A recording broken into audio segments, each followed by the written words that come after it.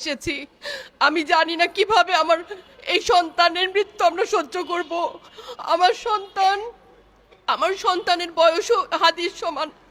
আমি চিন্তাই করতে পারি না, আমি কখনো ভাবিনি যে আমি জনগণের সামনে এসে দাঁড়াবো।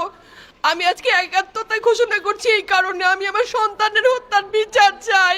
আমি বিচার চাই, আমি বিচার চাই। এই বিচার আপনাদের নিশ্চিত করতেই হবে। আমার সব সন্তানের কাছে আমার অনুরোধ, আপনারা আমার সন্তানের হত্যার বিচার করুন। কারণ হাদির শেষ ইচ্ছা ছিল যদি মৃত্যুও হয় তবু যেন আমার মৃত্যুর বিচার হয়। আমি এই বিচার চাই। ইনসাফের বাংলাদেশ চাইলে যদি মৃত্যুবরণ করতে হয়, আর কত রক্ত দেবে আমাদের সন্তানেরা?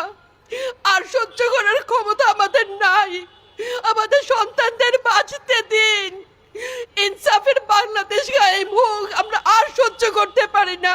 প্রশাসনের কাছে, সবার কাছে একটাই মাত্র অনুরোধ, আমাদের বাচ্চাদের বাঁচতে দিন, আমাদের ইনসাফের বাংলাদেশ দিন। কথা বলার শক্তি আমার নাই, আমার চোখ ভরে আসছে। আমি সহ্য করার শক্তি আমাদের নাই। আমাদের বাচ্চাদের বাঁচতে দিন। প্রশাসন সজাগ হবে কবে? আর কত মৃত্যু আমার বাচ্চাদের দেখতে হবে? আমি কথা বলতে পারছি না। আপনারা সবাই আমার বাচ্চা হাদির জন্য দোয়া করবেন, আমাদের বাচ্চাদের জন্য দোয়া করবেন, আর ইনসাফের বাংলাদেশ যেন কায়েম হয় সেজন্য দোয়া করবেন। আসসালামু আলাইকুম।